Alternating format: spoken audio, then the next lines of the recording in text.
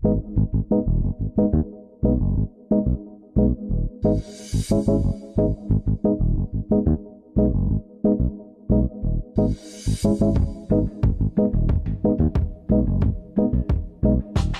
everyone.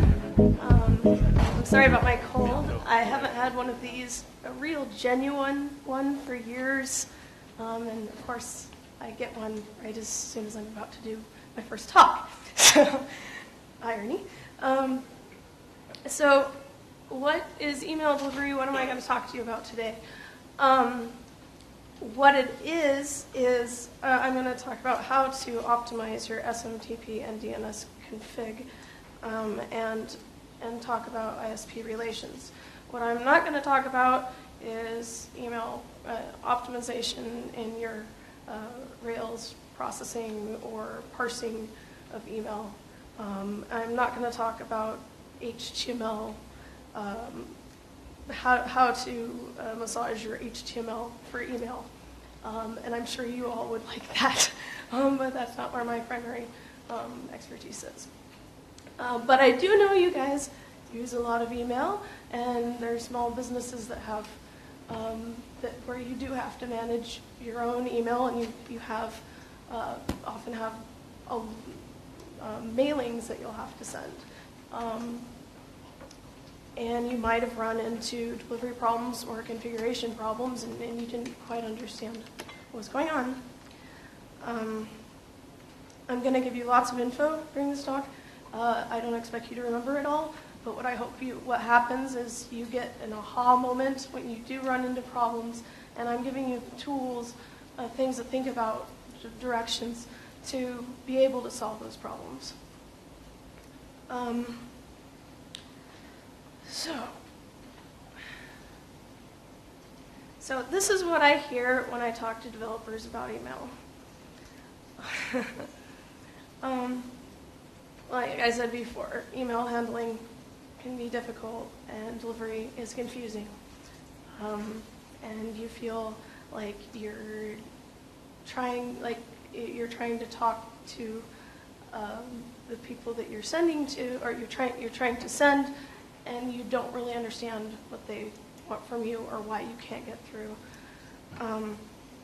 And I can't, as I said, I can't foretell what your issues will be, but I want to give you some general rules so you can at least maybe sometimes enjoy working with email like I do. So this is where you can get a hold of me.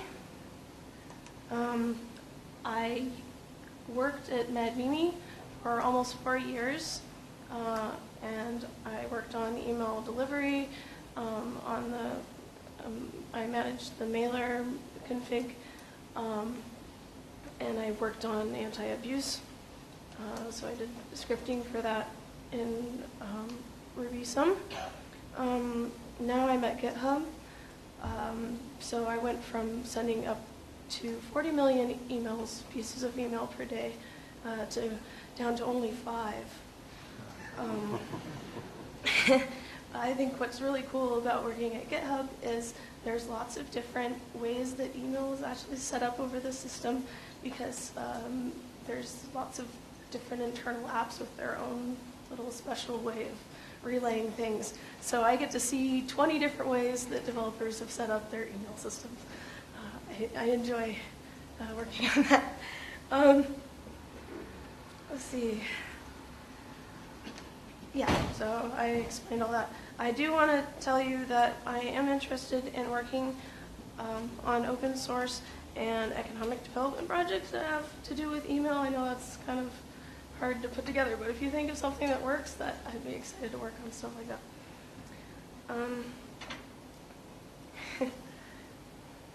So, everybody spams. You'll spam at some time in your life on accident. Even the anti-spammers do it, and then they have to apologize to everyone in this anti-spamming community. I've seen it, it's funny. So what I want to do here is build some empathy within you for the people who you are sending to.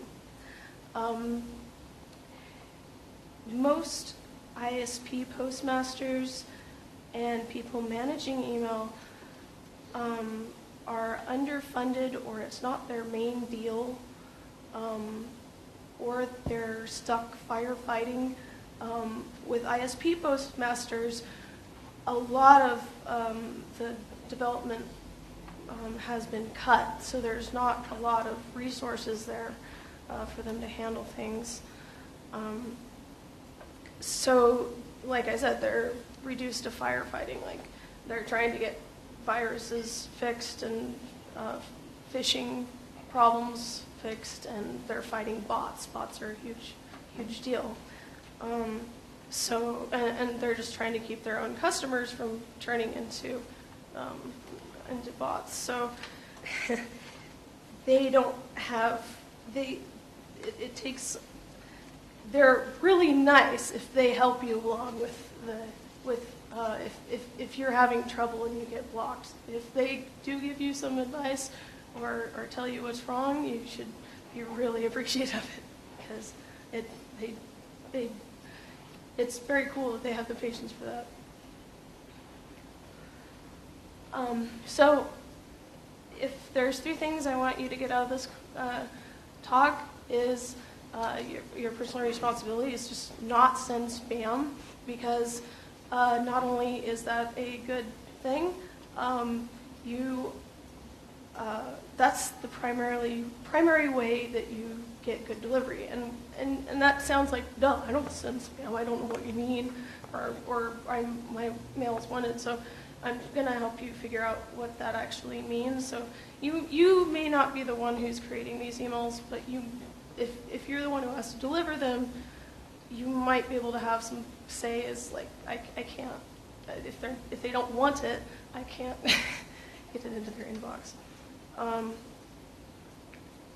And the other thing is, so gather feedback. So the ISPs and email providers, a lot of them do give you feedback. They give you, there's automated processes that I'll talk about, and there's a lot of feedback along the SMTP responses and some like blacklists and reputation monitoring. So I'll talk about what's going on there. Use the right tools. So that's talking about SMTP, DNS config, MTA mail transfer agent. So just talking about what I've found that tends to work well there.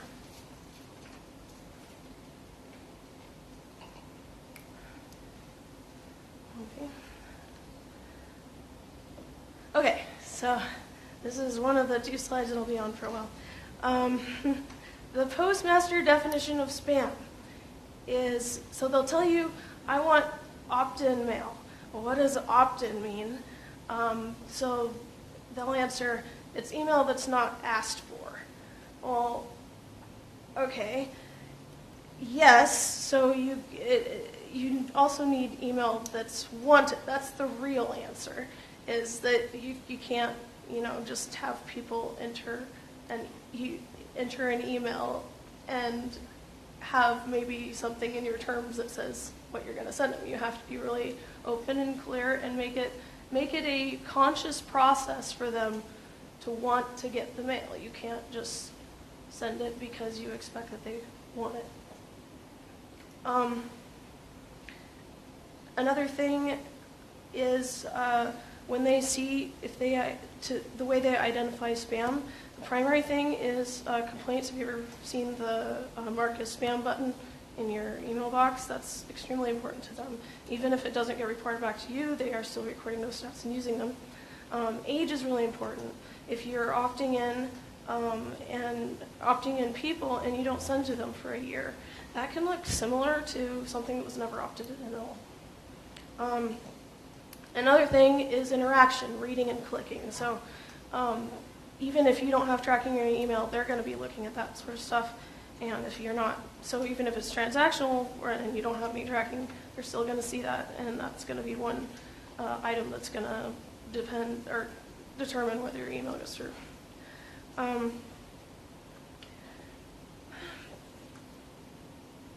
So I'm going to talk about the 3 opt-in options you have, and 2 are not very good. Single opt-in, implied opt-in, and confirmed opt-in, which is also called double opt-in. So you have different latitude with these. With single opt-in, you're just entering the email in the inbox or in the web page, and you don't have to confirm it you don't get an email in your inbox afterwards that you click on. And that's implied opt-in is kind of a branch of that where you're not you enter the email, but you're not informing them that you're going to be sending them anything or what you're going to be sending them. So the only thing that you can really use implied opt-in for is, and it's kind of not wonderful, is if you use password resets or necessary account mail. Single opt-in is used by a lot of companies. The reason that it's not as good is because it's very vulnerable, and it's something they can ISPs can easily detect, and it just doesn't. It's not. If you do run into trouble with single opt-in, it's more likely that you're going to need to hire me or cut out a big portion of your data. So if you want a robust system, just use confirmed opt-in. It is true that you'll get more signups with single opt-in, but it's in the long run, it's not worth it. Another thing that I didn't mention with Postmaster is another thing they want that makes you good mail is being respectful of their resources, and they'll tell you if you first of all don't if you're looking at their SMTP logs coming back, they might tell you too many connections, too many messages. That can be reputation related, but it can be just their infrastructure can't handle what you're sending stuff. So you have to be respectful of that. And another reason why single opt-in doesn't work is because there were people who were using the SMTP process to verify those emails afterwards, trying to do what confirmation does, and that's kind of kind of DDoS the SM or just filled up connections with processes like that. So you can't. It's not their job to verify that stuff for you. It's yours. Okay, so here's there's some technical stuff in here too. So the systems that I've had experience with and or talked to people about, and I've seen good results with are for commercial systems, Power MTA and message systems. The advantage of a commercial mailer is that they have a lot of optimizations for bulk mail. The sorts of be respectful resources, a lot of connection speeds that are already set up there. The open source is Postfix. The nice thing about Postfix is it's robust. It's of course open source, like I said, and it's very extendable. The reason, so next is warming up. Now, I think that's something that you guys might be curious about. What warming up is when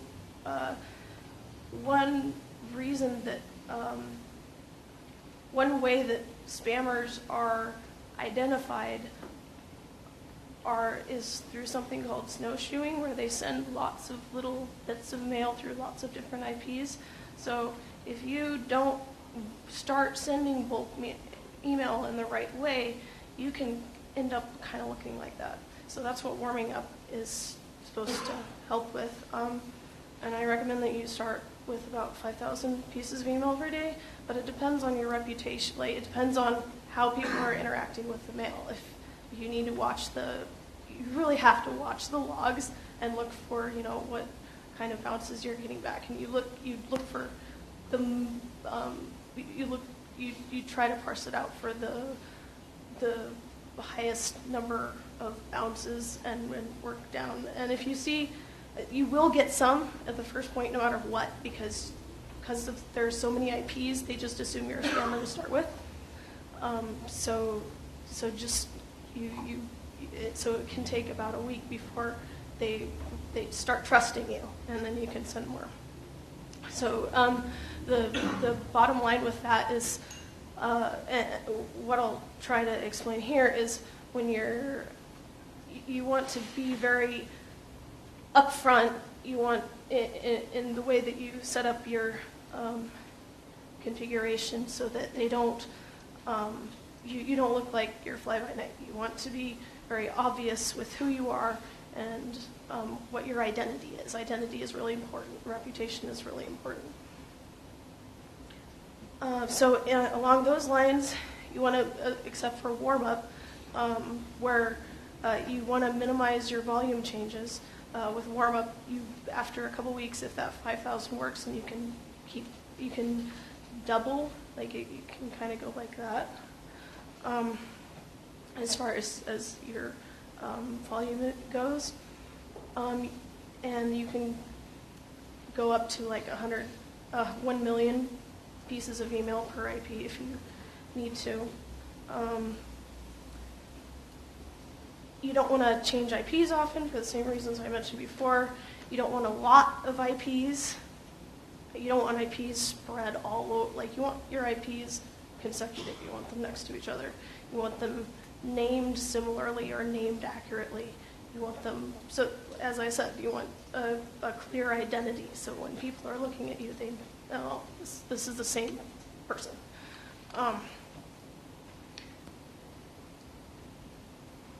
When you are sending on your own IP and you're the only one there, you want at least 20,000 pieces of email per day because of those reputation, because a lot of those reputation metrics don't come up till you're that high of volume.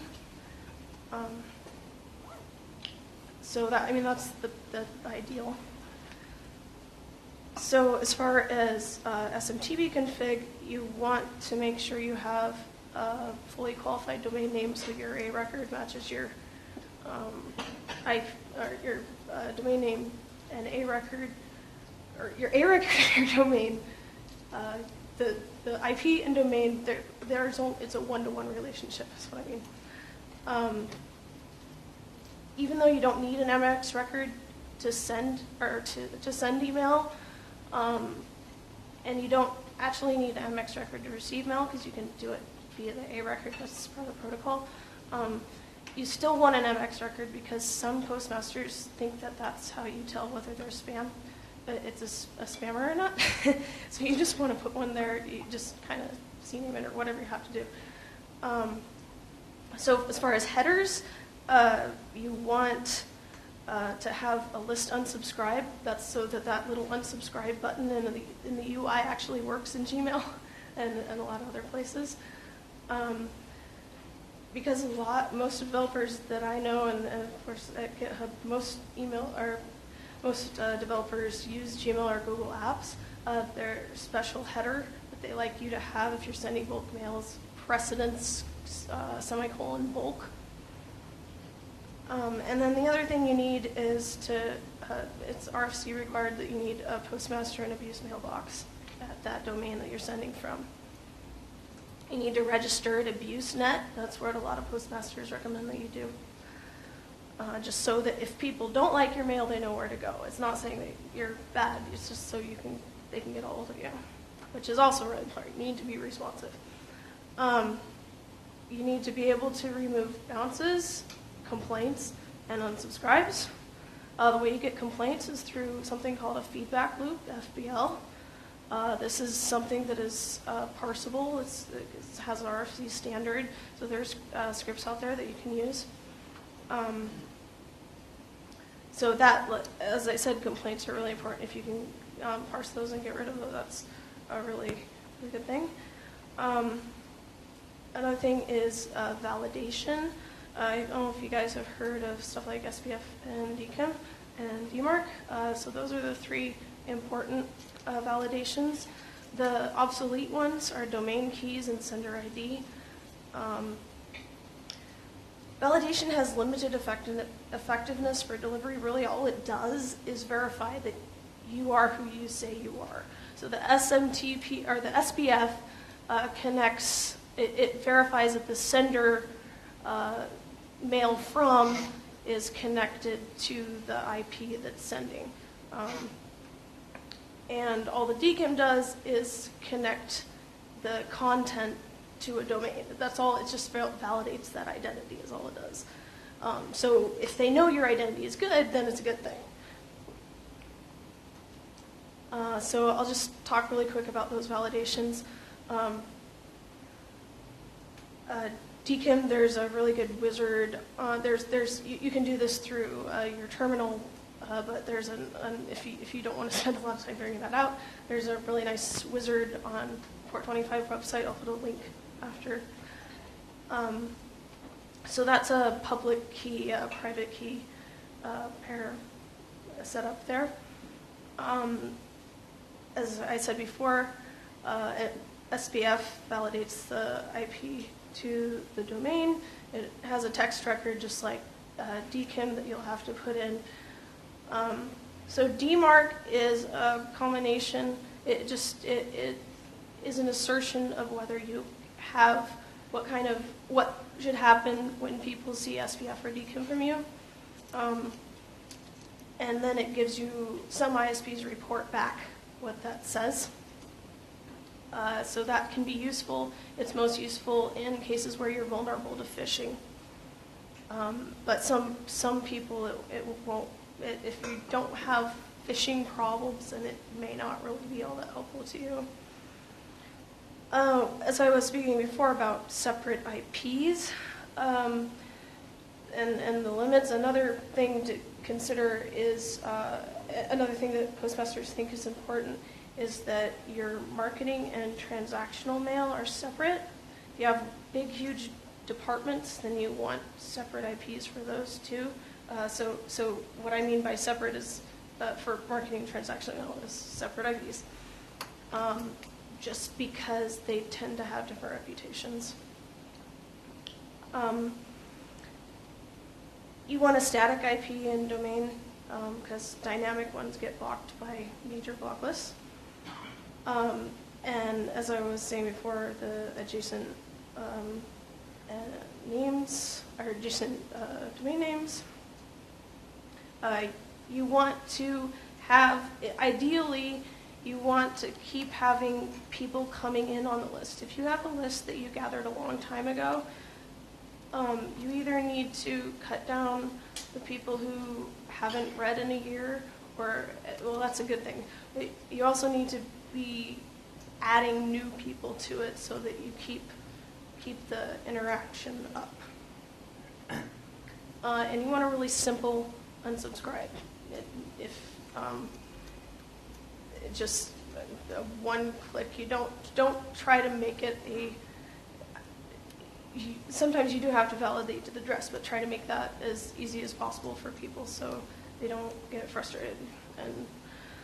And so the next thing is how to detect and prevent your email from going to spam. So the first thing is I explained what spam was. Don't send that. Send stuff that they want, and they'll start they'll do your work for you. You don't have to worry about that as much. I mean, you still have to configure things, but it helps. And I am over time, so I'll have to skip a couple things here. But I did cover config, so that's good.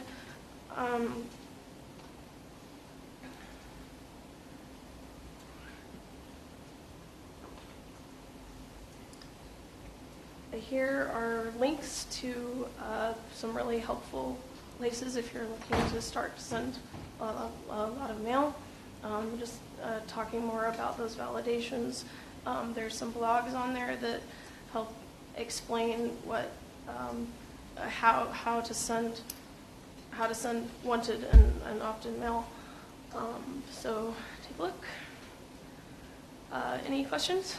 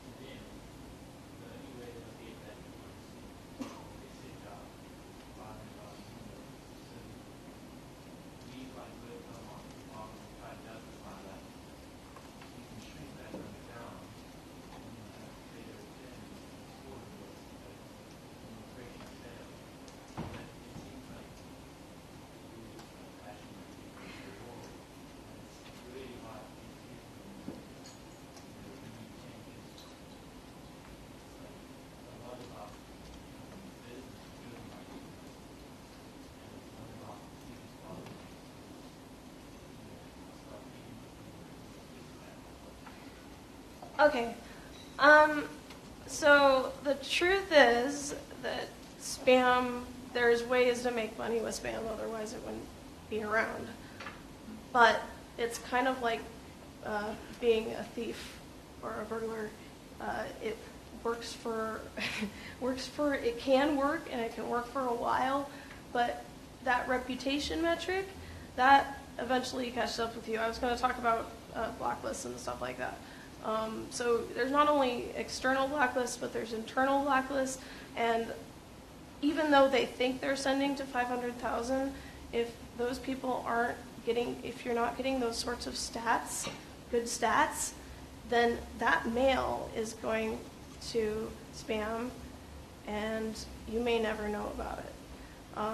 And you may be getting worse stats, or you are getting worse stats than you would if you were sending to the people who want the mail. Not only that, but you're creating a negative perception of your company with the people that you're sending to if you're not sending them stuff they want. So you're actually, instead of marketing, you're reverse marketing.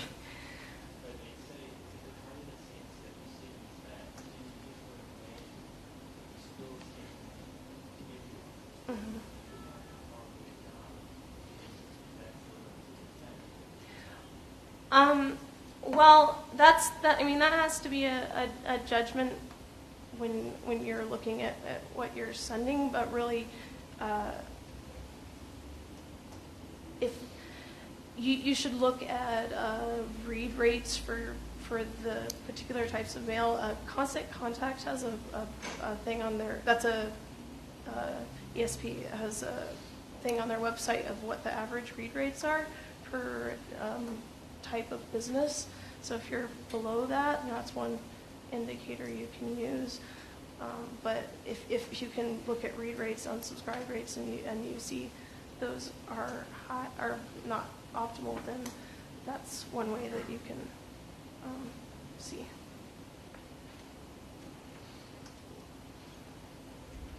I just wanted to confirm. I sort of interpreted, as you're saying, your email, the ISP like Gmail, for example, would actually scan or copy the email and record that, or Well, opt-in is what they want from you. The way they tell is through how people react to your mail. okay, so it's not. I had one other question. Some of the creepy companies last week quite earlier that report information on, say, Experian, for example. I can ask them to pay me $2 to see exactly why I've done that. But is there an equivalent for email? Yes, that's what I was going to talk about, is internal and external blacklists and reputation. Each those ISPs have their own reputation systems where you can think of reputation scoring. If people don't like your mail, then your reputation goes down. Okay, but it sounds like it's quite a lot of, you have to do it on an ISP basis. It's not a So there's, the ISPs have their own internal stuff, and then there's public blacklists that they kind of, there might be a single person running it, or they might have contributions. So it's very different at every ISP. So that's why I have to give general rules instead of specific ones, is because it tends to be what you want to find your most, the stuff, the domains you really want to get to, go to their Postmaster websites and figure out what they want and make sure you give that to them. So. Anything else? We're way out of time. So. Thank you.